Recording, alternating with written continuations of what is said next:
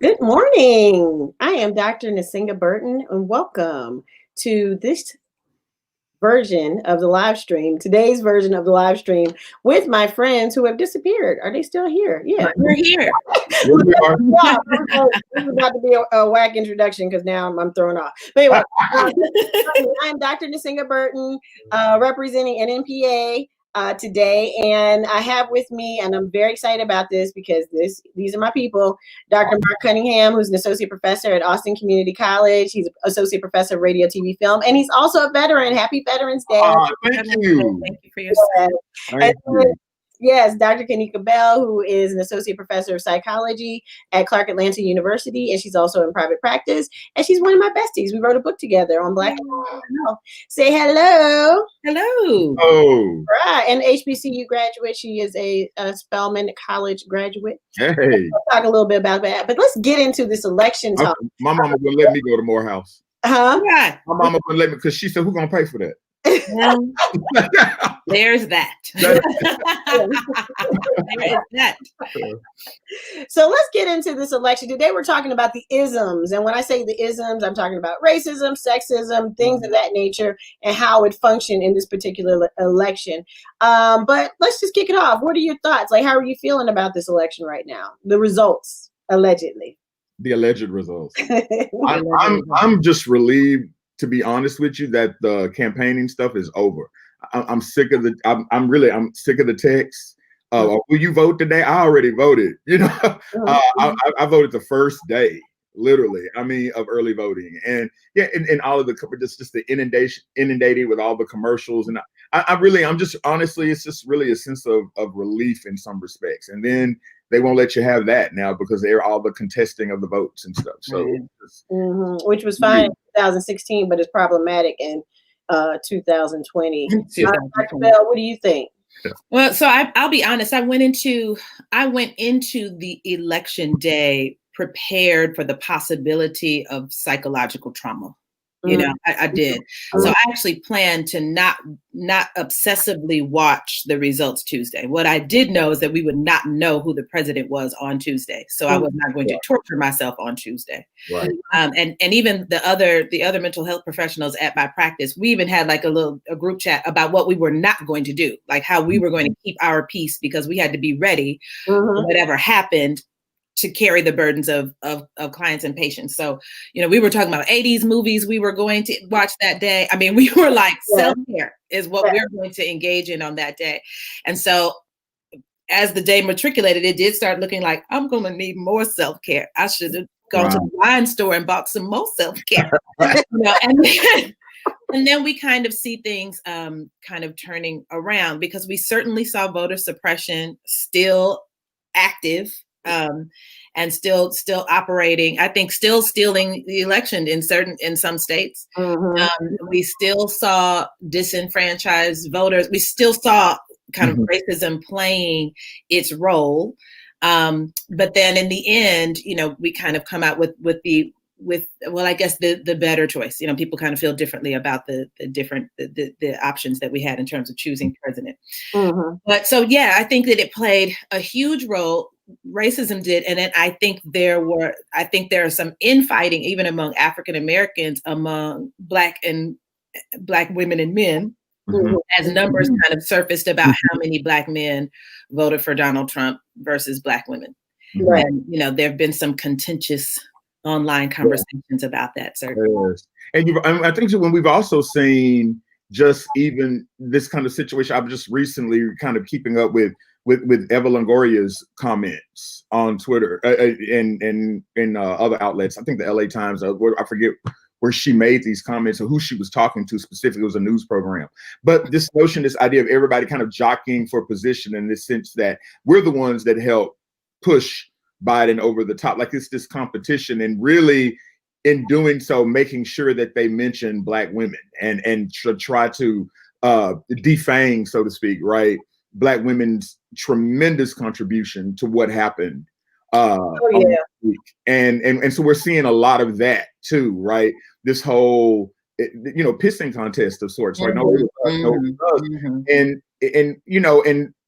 for the last two elections at least, right, in terms of what we're talking about here today, it's undeniable, right, the contributions that Black women, made in changing this game. So, right. Yeah. Right. And that's what's fascinating, because I've even gotten people hitting me up like, hey, you need to talk more about the Latinx community, or hey, you need to talk more about the Asian community. And I'm like, I stay in my lane. I do African American history and culture. Right. And I'm comfortable here. And it's not that I don't do those other communities. Obviously, I do. But whenever people shout out Black women, it doesn't matter if it's like, oh, you look beautiful today. Well, all women are beautiful. Wait a minute. Oh, you did such a great job. All women did. No. 70% of white women in Georgia voted for Trump. Yeah. And 55% white women, which is more women voted in this election, registered voters in this election, voted for Trump than in the last election. Yeah. So we're not all together. I've had this conversation before, actually. I've had it a lot. But we're not all together on the top. And if you look at the number of Latinx women who voted for Trump in this state and overall, Latinx men, and then some of the numbers coming out of the South Asian community aren't all in yet because they're not identified by their culture in the exit polls. And so we got some challenges to kind of trying to represent other people's stories too. But I just find it fascinating that people are always trying to figure that out. And then Dr. Bell, you raise a good point about the brothers, and I think 80% of brothers voted for Biden Harris. Yeah. So that is great. There is a percentage, and I saw on Facebook, on Twitter yesterday, where this gentleman was complaining that by bolstering up Black women, we were making Black men invisible. Not even thinking about the history of the civil rights movement that is basically been documented, discussed, taught as being a Black male movement, and it's all but erased the women who were really making it go, who are also making it go. And I mean, even the Million Man March, I mean, you had a ton of women who were working on that as well, but we don't know who they are because we don't talk about them and we don't talk about their contributions. And so anyway, I would like to talk more about that. Like, what is this defanging, as you say? Like, why? We know why it's happening, but why do you think people are always so comfortable trying to steal Black women's joy, particularly in the media space? Yeah, it really kind of strikes me as this situation where it seems like most all these other groups have issues with Black women, and I think it, for me, or for what I find out, from what I see about it, right, it always has something to do with aggression, the same old discussions, right? Oh, she's too this, she's too loud, she's too aggressive, she's too this.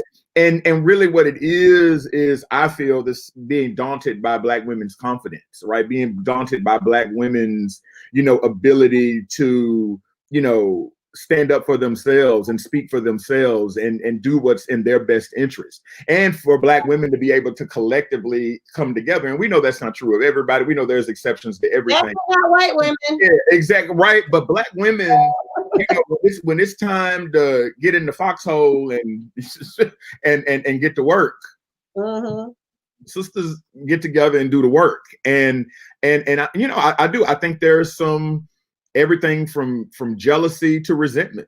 Yeah, how do you? I showed this video clip to my class about, and it was kind of, it was about cross-cultural psychology, and it was about kind of like resting bitch face, this kind of concept. And so it was, this woman was talking about, and it was kind of a collective of Black women talking. And one sister said, I just feel like we're always having other people's back. We are always the foundation of something. If you want to grow it, we will come in there and be the soil for you to grow it. Black family, we will come, whatever we're talking about, since the beginning. And, she said, I just wonder why when we turn around, nobody has our back. And that was such a powerful statement. She was like, we'll be behind you. You want to have a suffrage movement? We will teach you how to do it. Yeah. We will gather the things together and then not even be included in it. We will bring up the, kind of sexual assault and the Me Too movement. We will go there. We will do Black Lives Matter. We will do these things, right? And we will do this heavy lifting and be the foundation of something. but wow, we just want to have, we just want to know that there is somebody, we have everybody's back. We just want to know that somebody has it. And I think, it would certainly be unfair to say that Black men do not, right? But I do think in the election, we can't deny what is that gap. That small percentage is not all of them. We all know that, but that is something to address. Yes. What would make, and I do think sometimes it is about aligning oneself with patriarchy. I think and I think even the rappers supporting him, I think that all there's kind of a common pattern there. This idea, the bravado and the machismo that they identified in Trump, I think there was something about that. Like I'm trying to identify and maintain this patriarchy space. And I think that is part of the issue. If Black women are kind of continually the foundation, we're going to show up regardless, right? If that's how we are, we're going to show up regardless. Then it's like, we don't really have to put you on the agenda because you're going to show up regardless. You're going to write the agenda and execute the agenda. That's true. Dr. Bill, you were talking about also too with Trump and this kind of alignment to this kind of patriarchy for sure. And I tell my students all the time, right? Patriarchy knows no racial bounds, right? That's something that's, men of all races, whatever, for largely have that, they can definitely band together and have that in common for sure. But I also think too, I think a lot about the way Trump's so-called business prowess and was kind of trumpeted in a lot of rap music. And I look at a lot of television shows from the 90s and whatever else, right, where Trump gets mentioned and as this kind of, beacon, if you will, of success, this beacon of making it, this beacon of grinding and going for yours, whatever. And I think really, that they never dropped that. I think they still kind of look at him as this kind of, gaming the system and not paying taxes. They see that as, they don't champion that. That's not seen that's seen as getting over. That's seen as sticking it to the system, even though this guy is the system, right? In that respect. And I think that's on his level. Right. That they never dropped that kind of, being enamored of him in that way. But it's not true. He's not a self-made man. Exactly. You know what I mean? This is not someone who came from nothing. Exactly. With his bare hands built a company. Right. That's not how that let me write you a check. Right. If I get $1 million from my father, watch me blow up too. Yeah. Dad, you hear that? I want $1 million to blow up. Thank you, Dad. And when I mess up, I want another one. Yes, you all raised some great points. And I think also when we're thinking about patriarchy, and I think about Bell Hooks' book on Black love, which is an oldie but a goodie. And for people who are watching, we're educators, we're professors, so we're going to have that kind of conversation today. So you're going to learn something. There's a book called by Bell Hooks called Black Love that really talks about the ways in which Black men mimic white patriarchy in terms of how they model, masculinity. This is a precursor to the term or the toxic masculinity, which is now a common term. But she was talking about the ways in which Black men often pattern their behavior or their ideas of men based on these Western notions of masculinity, which are steeped in patriarchy and white supremacy. And so what needs to happen, and this is her suggestion, what needs to happen is that we have to unlearn or unthink. There's a term called unthinking Eurocentrism, coined by Dr. Robert Stam and Dr. Ellis Showett. They have a book of that same name. But we need to unlearn that type of patriarchal training and that type of Western thinking that keeps us disconnected and keeps men and women separate, particularly because we come from collective societies, because we are. Right. That's just antithetical to who we are. Right. And most of us who are here in the Americas are from West Africa, which were actually matriarchal societies. So, people not understanding why Black women are so dynamic, right? It doesn't matter. Like, living in one of the best things about living in Atlanta, and I would say this was also true in Baltimore. You go to the checkout Black woman knows what the hell is going on. Like, like she got an opinion, she's informed, she's reading, she's thinking. You have a conversation. It doesn't really matter if you're talking to other PhDs, if you're talking to someone who's in the service industry, a frontline worker. We got information and we have ideas and we have confidence and we have competence because we can't get away with stuff that other people get away with. Good point. Right. So all of the things that people are judging us for are things that we have to do in order to even stay in the game. That's right. Right. There's no one out here or very few people other than Black women. Let's keep that real. And Mark, some brothers, most brothers, I would say most brothers, but definitely Black women who are looking out and creating opportunities for other Black women. And so one of these, the things I was thinking about, and I wanted just to hear your opinion on this, because I've been heard that I'm hard on the white women, but I'm sorry. I just do critical thinking and analysis, and these are some of the results. Hello, Dr. Phil. But one of the things I was thinking when I saw Kamala Harris, take the stage, that lady who's the senator who's now going to be the vice president, and I was thinking, like, wow, you'd absolutely need every Black woman to vote for her and a whole bunch of other women. And then I thought about Hillary Clinton, who also was my candidate more than once. I know y'all don't like that either, but it's true. Oh, yeah. But she also was my candidate. And I was like, and I thought to myself, Hillary Clinton was never going to be vice president or president because white women were never going to vote for her. Right. Right. If we think about the ways, if we look at the exit poll, now this is based on data, people, based on data. I'm talking about exit polls of how white women voted. And then if we think about studies, there was a study, I think it came out by Pew, on the behaviors of white women, right? So when white women climb, they close the door on other women. When Black women climb, we open the door for others. Open the door. Yeah. Right? And so I was thinking as I was watching that, I was like, I don't know if we're ever going to have a white woman president or vice president, because we about that too. Women to actually vote for them, because Black women will vote for a white woman. We will do it. Black women will vote for a Black woman. We'll vote for a South Asian woman. We'll vote for a woman. We'll vote for a Black man. We vote for whoever we think is best. We voted for Joe Biden, even if we had to do it to get to Kamala Harris. But we did it. Even though we, some of us weren't very happy about it, but we did it. But I was like, what is going on? Like, how can we come together? And I don't want to educate people because I'm tired of that as an educator. But how are we going to get white women, like 70% of whom voted for Trump in Georgia, and 55% of whom voted for Trump in the country, of registered voters?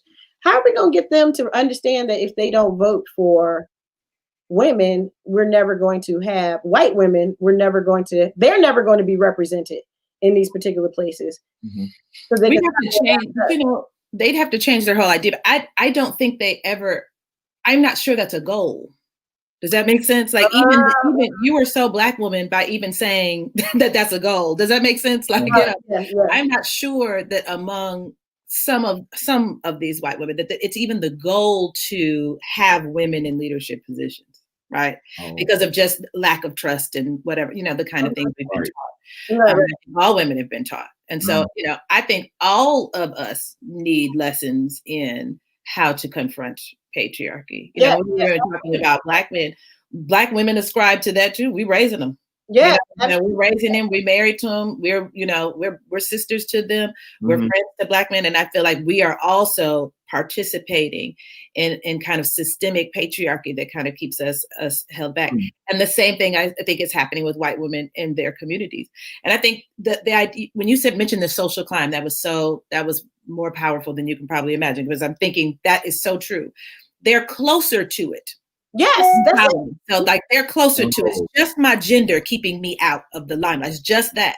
So if I can kind of shave off and leave that gender part behind, I'm already white. You know what I'm saying? Like, and I'm close to it. I think the thing with Black men are close to it. I'm already male. You know what I mean? If I can kind of figure out some things around race, because Black women are like, we're not in either one of those pools. So we're just gonna do what it do. Because we are literally not in, I'm not close to it in terms of chosen gender. I'm not close to it in terms of chosen race. But I think white women are like, I've bought in a little bit. I'm married to somebody who's at the top. Right. And so I do think that it might be an even more difficult choice for them to choose women leaders. Oh, got it. You know what I mean? Because they're already existing in that community, already close to what they think is in that social climb. They have to have more discussions probably about it than we do. Got you. They have to give us something. And that's interesting you say that, Kanika, because I was thinking when I used to teach my class on intercultural communication, I used to and this was at Goucher College, very social justice driven, former women's college, large Jewish population of students, and I used to teach intercultural communication. And throughout the course of the class, we would talk about the ways in which you can empower disenfranchised groups. And one of the ways, of course, is that you have to give up power. Right, you have to be willing to get, the hegemonic. We call it the hegemonic struggle. Power is fluid, it shifts, it moves, or what have you. But ultimately, if you want to help empower other groups that are disempowered or disenfranchised, you have to give up power in some way, shape, or form. But at the end of the class, I would always ask, "What are you willing to give up?" And I would have like these concrete examples: 10% of your retirement, your work, your work study or whatever, your admission to an Ivy League institution. Like, what are you willing to give up? And so few of them were willing to give up anything. They did not want to give up anything, even though they were socially justice minded, even though they were, liberal, so to speak. But in their minds, by giving up some of that power, then it was going to diminish who they are, which we know that's not how power necessarily works. It shifts and it's fluid. And if you've been in power and part of that power group for 400 years, right? Particularly as it relates to this country. And, we're talking about Black folks. Now we're not even talking about the indigenous population, right? Then,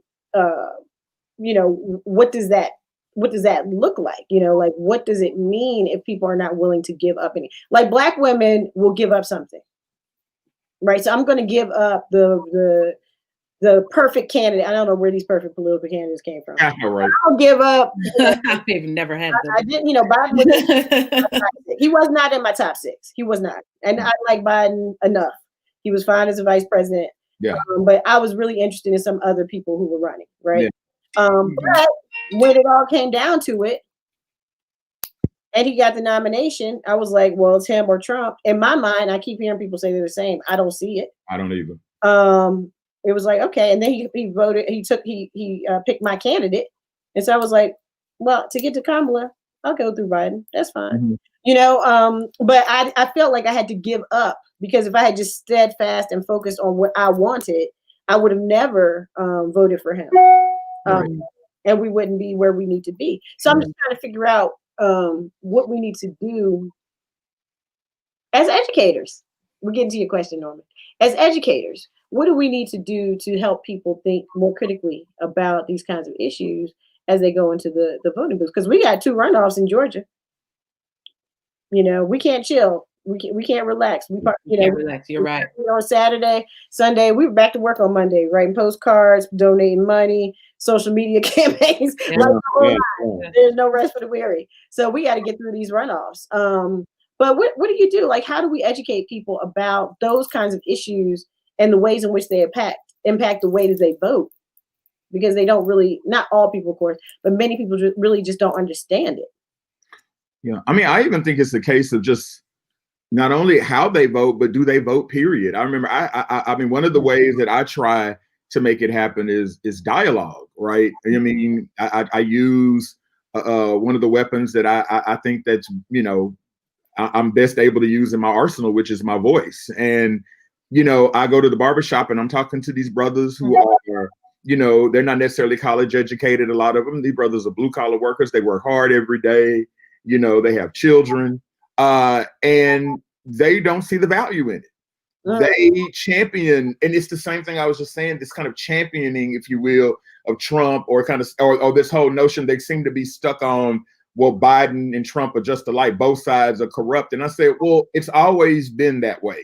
I mean, it's always been the evil of 2 lessers, as I call it.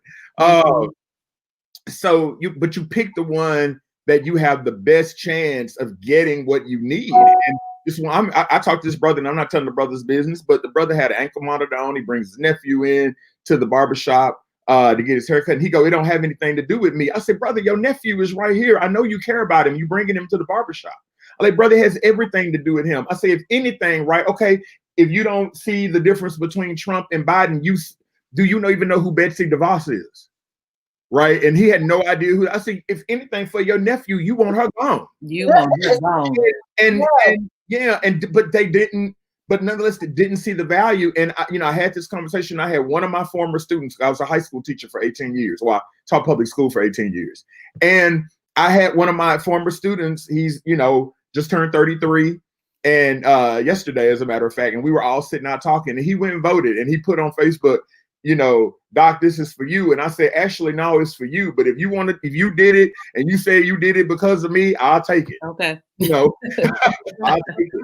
But I'm not sure people are politically informed. And I realize that people are not, we used to always talk about being one issue voters. And I think we're down to no issue voters. I'm not sure, honestly, because people are voting and they're just listening to sound bites, yes. And they are just saying these things. And people who, you weren't even alive during this period. Kamala was putting black men in jail. Where's the video of her walking through the streets, tackling black men and dragging them to the jail? Like, you're not sure what you're talking about. Literally, you were literally not knowing what you're talking about. And so I don't think everybody has to be a political scholar, but I do think people should do a little bit more. And that's what we'll do as educators. That piece you're talking about, Dr. Burton, about what can we do is talk a little bit more about issues that impact folks. My students should care, let's be honest, about abortion laws and availability. They should care about, they go to HBCUs. They should care about what student loan debt is about to be looked at. I mean, there are some particular things that I think they should be paying attention to. I work clinically with veterans. And of course, and even what I'm doing with them, of course, I can't say this in session, but what I'm doing with them is because of Republican policies. I am trying to keep their benefits going because they have been minimized by their president. Absolutely. Now, I can't say those words, obviously, but that is what's happening. I am working to try to a nation that and you believe they care for us. And I don't know why Republicans have always kind of claimed troops as like that's their population. Yes, and they don't. But it's literally like, no, really look at who puts you in those situations, then cut your benefits. And then, but that's because not being knowledgeable about those things. So I do think somewhere, if we're college teachers, if we're high school teachers, or if we're just at the barbershop or at the beauty salon, just having conversations, I do think people are unaware of what's at stake. Yeah. We tried to say that in 2016. Fine, whatever you feel about presidential, do you know what the power of the president, what he'll be able to do? And what also elected. And too, I teach a media literacy course, and I talk to my students all the time about being mindful of the information that you set out into the world. Ask yourself before you hit send, where did you get that from? Where did that come from? Like you said, the stuff about Kamala. I have students like, no, this is what Kamala Harris does when she sees a teenager with a blunt. I'm going like, don't put that. You don't even. First of all, I taught you. I know you don't know anything about Kamala Harris. So why are you putting it on there? I know better, or even with COVID, right? These people with this high school level biology all of a sudden turn into scientists. It's like, where are you getting this information from? And people don't realize that they are legitimately passing on information that is just false. It's not even true. So that's like part of this whole anti-intellectual thrust that has just been really happening in the U.S. for a long time, decades. But I think that it has come to fruition in this modern era because, people are like, oh, Kamala Harris put people in jail. And I was like, but do you know she was prosecuting sex crimes? Yeah. You're right. Well, what? Let's review some of the people you're talking about. Well, he put this person in jail. Let's look at the crime. Were you saying that this person who was convicted of child molestation shouldn't have gone? Exactly. Just because he was you know what I mean? Yeah. I didn't know that. Narrative, right? So everybody, so I was like, so I said, Lord, Kamala Harris put a whole bunch of people in jail. I said, well, now were they sex offenders? They're like, what do you mean? I didn't think about that. I thought maybe they were just walking down the street being black. And she was one Did they burn? Black man did it. And she also prosecuted environmental crimes. Yeah.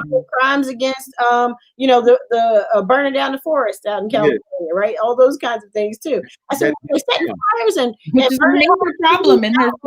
What were they doing? They never can tell you. Well, I don't think it was a sex crime. Okay, so how now exactly can you tell me specifically what she did? Yeah. Have you read her book? She has 2 of them. Have you read one of them? Okay, you have it. All right. So how do you know these things about? So that's what I do. I just start like deconstructing, breaking it down. And ultimately I'm like, hey, I have a copy of her book and I can actually tell you about her career. I can also tell you how many Black women have been prosecutors or attorney generals. And it's truly exceptional. And when she was doing it, she was thought of as being too liberal for the prosecutor. Although 7 million people voted for her. So she was doing something right at that time. Right. 7 million people voted for her. And then, the crime bill even, people weren't allowed. My cousin Tanisha and I talk about this all the time. It's just like, do they not remember what the cities were like? Do they remember? If you weren't in high school going to funerals because of triple fat goose and stolen, Jordans. Listen, like I was. Do you remember? Everyone stood behind that bill. Everyone, and of course, looking back on it, I mean, certainly there are some things missed, but I mean, everybody at that time, Black and white, everyone was like, yes, please do something about these streets. That's what I was, and I tell a lot of, the same people that I always I said, you all have no idea. I said, going to high school, junior high, whatever, in the 80s, whatever, and seeing urban communities being decimated by crack, being decimated by crime and whatever. And I said, yeah, we all were like, do something. We all were like, probably using terminology, using language that now we probably say, oh, I shouldn't have said that, whatever. But it was, I said, you just, like you said, going to funerals of friends who were just shot for no reason. It just, I don't think people understood, really the impact. Yeah. But that's part of a contextual, and that I don't know if that's a higher critical thinking tool. You know what I mean? Like the ability to go back and use context in order to understand things. And we might be trying to require too much from kind of just the general public. I do think maybe there is some way that we can decrease soundbite information as a motivator and actual information.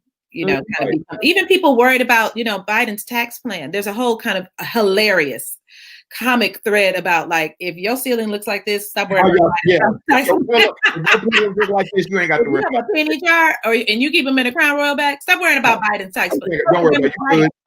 But there is something about, I do think there's something about, I don't know why we think very rich white men getting richer will help us later on. Why do we? It hasn't yet. No, you ain't gonna get no. Since we trickle down economics that has been proven false. So I'm not sure why we are so invested. And if they read the tax plan, it's only returning the taxes to what it was before Trump lowered them. It's not a drastic spike. It's returning to what you all have been paying before 2016. But you know what it is? I think when you talk about in this sense, this notion, I'm hearing more from young people, like my students in particular, or young people that I know. I've heard the word capitalism and socialism more in the last few years than I've ever heard in my whole life. Right. And when you sit down and I talk to my students, and they legitimately think that socialism is basically just healthcare for everybody, defund the police. It's all of this kind of sloganeering, if you will. And I'm going like, you find that they really don't even know what socialism is. They don't even know what that is. And I ask my students all the time, I said, you're anti-capitalist, but you're standing in front of me, sitting in my class, you're telling me you're anti-capitalist, and you have AirPods in your ear. I'm going like, really, I mean, you're carrying a Herschel backpack. You're wearing... And you got the Nikes on. Exactly. I said, you have an Apple laptop. I mean, I'm going like, you are the epitome of capitalism. How in the world are you anti-capitalist? And they look at me and go, like you said, Dr. They don't know. I'm telling you. All right, with the deconstruction. Started deconstruction. I'm like, okay, so tell me the difference between socialism, communism, social responsibility theory. Socialist theory, communist theory, and social responsibility theory. Cricket. Okay. Cricket. Just go through the book. Like, even at this point, and PhDs do not like Wikipedia. No. Like, you can start there. That's okay. You see all that. Wikipedia is people, just kind of putting up stuff. Okay. Right. This is important for people. When you talk to professors, do not mention Wikipedia because it makes us mad in the same way that WebMD makes doctors mad. Okay. back. But yeah, and it's this Frida, and we have Saritha, or I'm sorry, SD Williams, Dr. Williams has joined us. Donnie Vet says, so true, speak, Mark Cunningham. Stephanie Williams, our co-author and friend, says the equal of two lessons. Speak on that relationship to power. Karen Dixon wished us a happy good morning, as did August Foreman. Hello, Brother Muhammad. Hey. Okay, so but when we're talking about, to get back to this topic, when we're talking about the ways in which people just willingly just kind of repeat and mimic and parrot information, it's not new, right? Right. It's a thing called propaganda. And I think if people knew or understood what real propaganda was and how it functioned, they could probably do better in making these deductions or being more discerning in the ways in which they think about media and how they weigh it. And also this idea of, just because you say, make a statement. So for instance, we're talking about the crime bill and all these things, doesn't mean we don't think it's bad or problematic. It just means that we're thinking about, and this is what Dr. Bell is talking about, the context around which it happened, and we were actually alive during that moment, and in that, because we're all from the city, or even if you're from rural areas or whatever, but definitely we all lived it as Black people in this country. So we can recall what was happening at that time and when it happened, relative to other people who are kind of doing this revisionist history of that particular time. Absolutely. Right. So how do we fight back against this anti-intellectual thrust in order to create more informed voters? I don't want to be the resident psychologist, but I am. So I'm going to just join me in a bit of a moment of just like, oh, she's about to go so psychologist. There's also kind of anti-human decency. Oh yeah. Yes. Some things are not, it's about kind of political understanding and information, but some things are just human decency. Like, does that sit right with your spirit? For a child to be snatched away from a family member and placed in a cage, does your spirit, don't say anything about what you think is happening, does your spirit set right with that? When women were going and voting for this man, I could only hear that he was talking about grabbing women in the PUSSY. I honestly, that could have been my one issue. It was a million other ones not to vote for him. But that alone, does that sit right in your soul? You know what I mean? Like, and I think there's also those places too. We're so worried about losing something that we have, and we don't stop to think, have you ever, he declared the Day of the Dead, which was extremely rude, on November 1st. Did you see that? He declared that it's National Day for people murdered by, where's the data on that? I'm a crime statistics person. So where's the data that said so many people have lost their lives to illegal immigrants? What are you talking about? Other than you? Other than people from Europe coming and massively slaughtering, that was the only high data. I mean, there's no data to even support that. So I think it's about knowing that, but also connect just as a human and stop for a second and say, has anyone Mexican ever really done it? Have I even heard of anything like that? Have I heard of it? Has it impacted me in any kind of way? Then why am I voting? I am voting in a person based on an issue that is not really related, into my, just to me as a human being. And I even like the Black Lives Matter is somebody posted, this white guy was in a clearly a very small town, and he was just holding up a Black Lives Matter sign. I don't know if you all saw that on social media. And the vitriol, just the unmitigated viciousness that he received from other people. All it says is the lives matter. Matter, not more important, not exalted, not going to be your ultimate ruler, mattering. Those things are human issues. Yes. You know what I mean? As a human being, are you trying to say that a life doesn't matter because it might have sold loose cigarettes? You know what I mean? That is what you're saying as a human being. And so I think we have to reach people on both of those ways, those platforms. Both as intellectuals, kind of, do you understand what's happening here? But also just take a second as a human being and think about this. And to the thing, I also think as well is that we need to stop worrying so much, when we're making these decisions at the polls. Stop worrying about or stop thinking like, well, Obama, he was the one that first put the people in the cages at first and did it. And I'm like, you're reaching back and trying to find things to justify why you don't want to do what's in here and now. And you're not even informed about it, right? You know, and I think there's so much of that, right? You know, every kind of justifying, and I see this a lot with people that want to justify what Trump has done, right? To say, well, these people have done. We can go back in time and we can pick any politician and find something that they've done.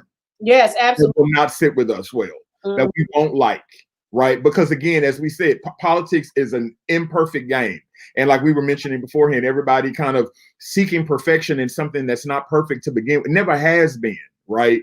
And so get out of that space. Stop going to those places. Because again, like Dr. Bell says, it goes back to human decency. If you're willing to sit here and support that, then that tells me everything I need to know about you. You need to check yourself, because you're voting for someone who, you know, it may not directly influence or directly hurt you yourself or hurt you now, but it's hurting people that look like you.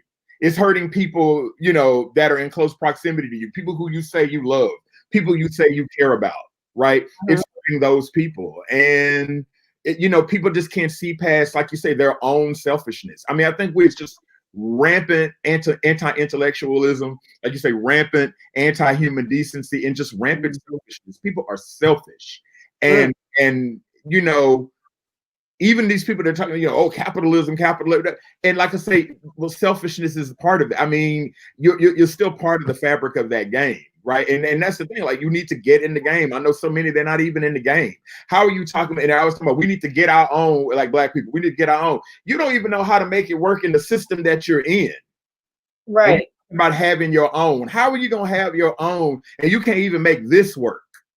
I mean, you know, so how you and I'm going like, y'all are talking, we need to do, you are an American, you are a part of this country. You need to make them hold their feet to the fire to give you what you need. Because if they see, right, that there is any sign that everybody doesn't want it, you know, and that's why the boycotts worked during the civil rights movement. Everybody was on board. Right, and that makes me think about starvation, and now we think, you know. And that reminds me of Stacey Abrams and how she talked the first time I saw her give a speech. We were on a panel together, and I was like, "This sister is bad. Number one, she's smart as she's just the smartest. Like, she is intelligent. I mean, like, my goodness. She's like a a legal library. I mean, she just, I mean, you know. Do not go talk to Stacey Abrams and you and I focus like you haven't done your research. Don't even go there. She's brilliant. I mean, in a way she's not even seen, like brilliant. But she talked about the ways in which you hold politicians accountable. And the reason that we don't get what we want is because we don't really ask for it. And we don't do the things to get in front of politicians that need to be done. Right. And I thought that was brilliant. Because I think that I had not heard a politician say that plainly before. Wow. Where it's like, yeah, do something for me, for me to get me to do something for you. So, you know, why? What's in our best interest? Why are we going to help each other? You know, things of that nature. And I think that is really the business of politics, and people don't want to admit that. Right. These politicians are not out here doing stuff just because. If they were, we'd have everything we want. We don't. Right. No. Everybody would have to work for us. You know, they work for us. And if we moved collectively and made some particular demands, if they, you know, they'd work for us. They know that I need these votes. If I want to be back in this position again, I need to have these votes. So what do you all think about this notion or idea? And this is something I worry about and think about, you know, that there are so many people who feel disenfranchised, so many of us who've not had a seat at the table. And so everybody has had a hand, for example, in, you know, like, oh, the Native Americans did this in Arizona to get Biden elected, and the Black people did this, and so when Madam Vice President gets into, I love Madam Vice President, but anyway, but when we get it, when Sarah and all them get into that space, and how do they address everyone's needs? Yeah, I think, and how does that you know, eventually, because I'm seeing it, like, you know, turn into what happened with Obama. Obama didn't do nothing for Black folks. Obama didn't do done for these people. And so when people don't feel like their needs have been addressed, how do we work in those spaces politically? How do we keep people engaged in voting when they feel like that after a while? Well, you have to prioritize, and that's what they don't understand. Like we do in all facets of our lives, whether you're an entrepreneur, whether you work for a major corporation or what have you, you have lots of needs that you have to fulfill. You got a lot of stakeholders, whether you talk about board members, whether you talk about employees, whether you talk about vendors. There are lots of stakeholders, but you have to prioritize what's important.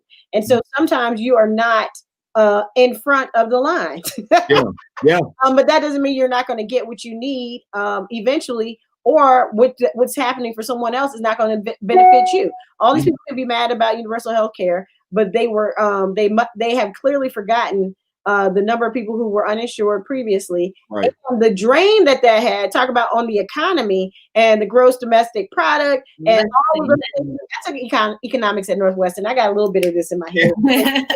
But the drain that was on the economy and what it was going to cost us down the line if we didn't fix that problem. That was a major problem for everyone. The Republicans seized on the judgeships, right? This is why they have all these judges. They're like, listen, these judgeships have been open. They're not appointed.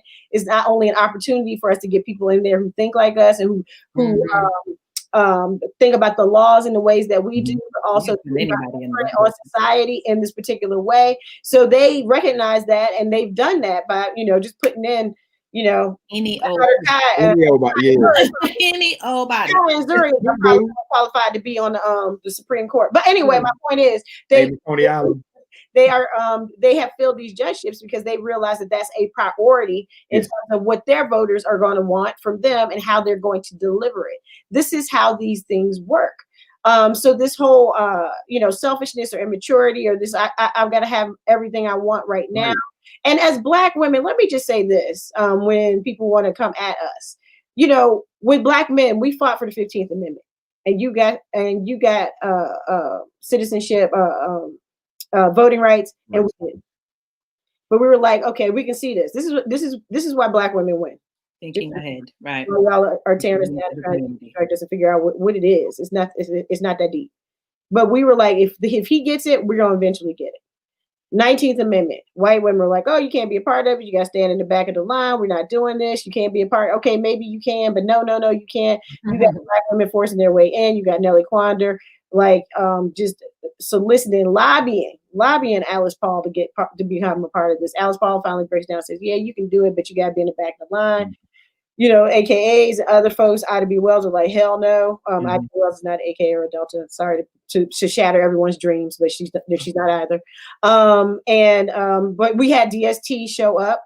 They were newly incorporated, and they showed up and they represented at this. And this is Delta Sigma Theta. That's what I'm talking about. They represented at this conference, but we still didn't have rights. We still didn't have voting rights. We couldn't exercise them because of all the other things that were put in place. We really didn't even get to start using our voting rights until the 1965 Voting Rights Act. And then that took 10 years to get those rights done. We were born in the 70s, right? Right. My point is, we are able to see the future. We see down the line. And that is what people need to be thinking about it. We are long-term vision. Yes. Period. All right. And we are also willing to mount our course until we get where we need to be. As vice president. We also don't tuck tail and wait for it to be the perfect situation. No, for us to get something. We can't do that. We don't have to do that in our option. We make the system work for us the best way we can, and like you said, and when it's time to get a little more, we get a little more. And you're right, they don't see it like that. Right, and so they don't see that as a type of brilliance and a type of strategy, but it is a strategy, and it has worked for us, and will continue to work for us. And so, I just want people to consider that as they try to tear down, demonize, be mad at, all of this attention being paid to Black women who have been very made invisible and overlooked forever in this particular space. And that, we are celebratory because it's about time that people recognize what we have and the value that we bring to this country. And we are not, even though we're not, we're women, we are not going to go along with other women who are against us. That's not what we do. We don't go along with each other when someone is against us. We don't. We will break ranks. We don't talk about that publicly, but because everybody's like, oh yeah, so yeah, some people, and I'm not gonna say any names. Oh, I did. I'm sorry. Some people, they're Black women. The cops go out and come get them, and we wouldn't care. We let them take them. You know, so that's just kind of how it works. But I will say, as it relates to this particular, and we're gonna have to wrap up because these are important people, and I'm talking too much, and they got classes to teach, and that's okay.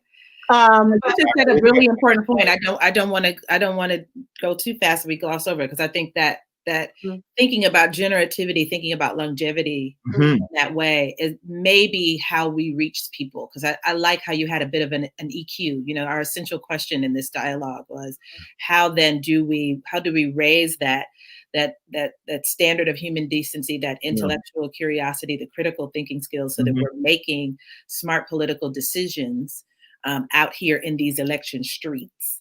I think Dr. Bell, throw media literacy in there too. Yeah, media literacy. Thank you.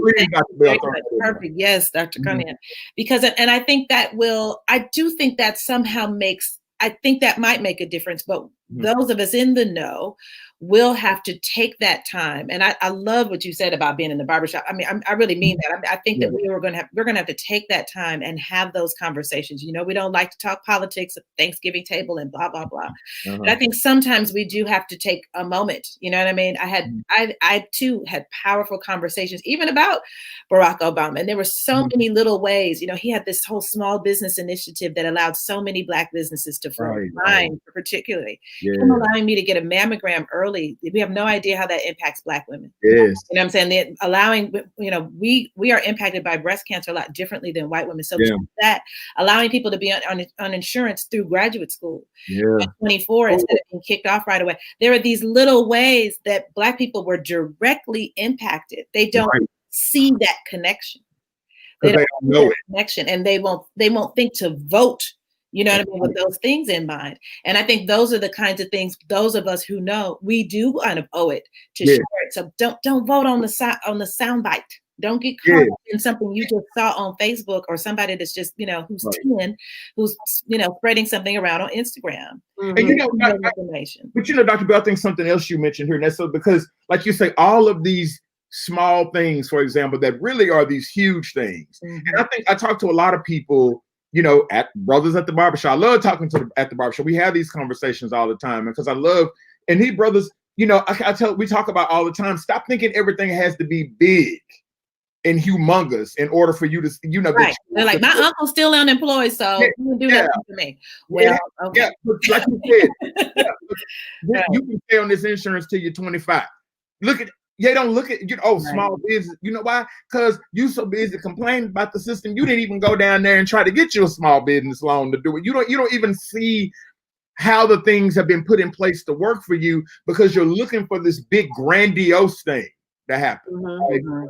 And like I said, and change is not always huge and big. That's not how any of that works. Right. Personally or politically. It's not. Well, what educated Black folks are looking for, particularly in our demographic, a student loan forgiveness. Oh, Jesus. Paying since we've been out, and we're still paying, and we want to die with them loans. Thank you. Particularly the educators. I'm talking about at all levels. We should get it immediately. I mean, when they're going through, I would think that professors, considering we make $12, I just feel like that. We have all these degrees and make so little. I just feel like, and I hope they don't make us ineligible too, because you know how they try to do us. Yes. They try to do it. And the Black kids at the white schools are still Black. Just so that you know. So we love all the stuff for the HBCUs. They're still Black. We're still Black, so we still got the same issues. I hope they don't same way, but we still got the same issues.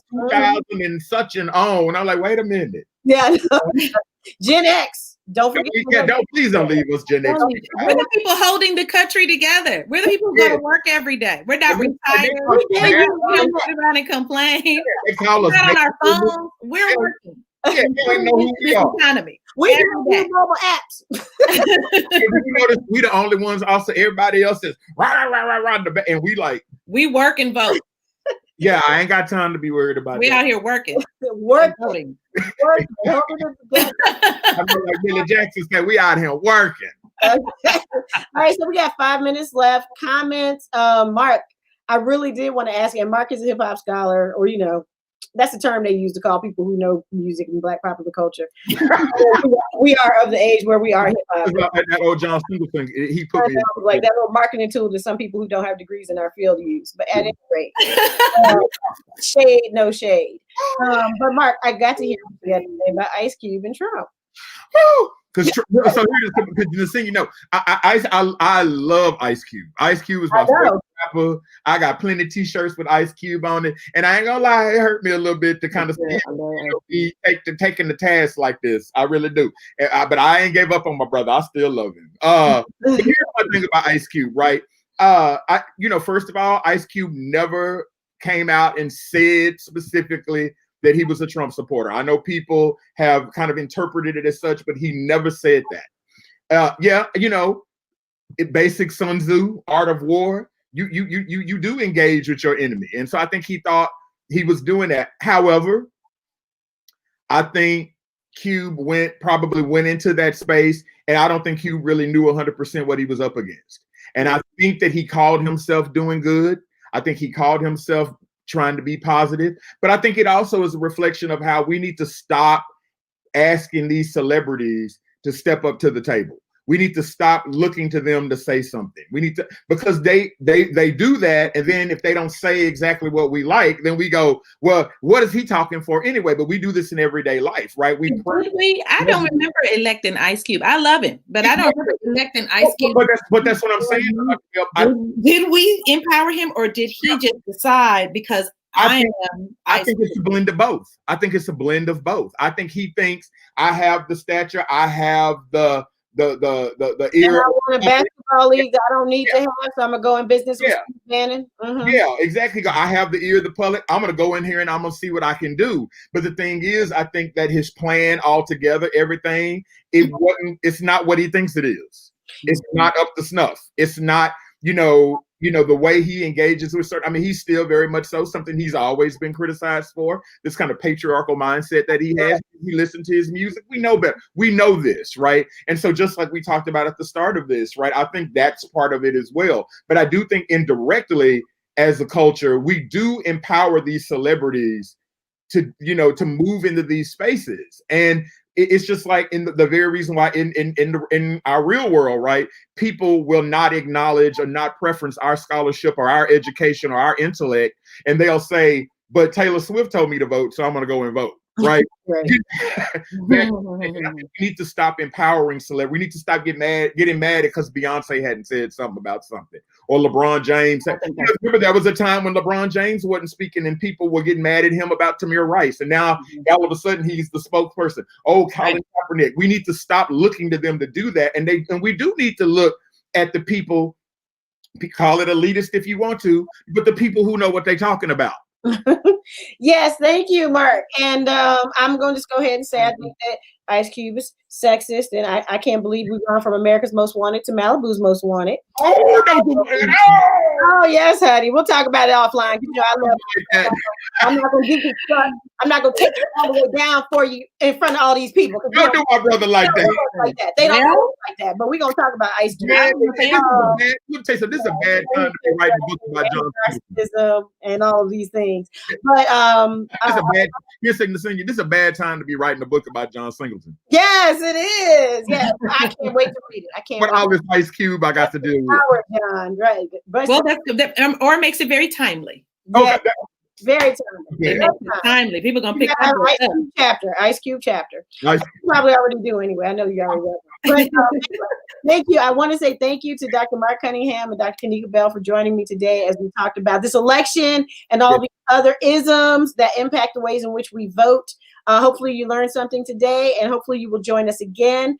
Next week, I have Dr. Amar Christian. from Open TV at Northwestern University, my alma mater, one of them. And we are going to be chopping it up about lots of different topics as it relates to popular culture and, of course, what's going on with the election. So thank you for joining us, and have a safe and happy day. Happy Veterans Day to everyone, and happy birthday to my baby Kai, who turned 5 today. Happy birthday, Kai. Yay. That's my girl, man. Okay, great. Thank you.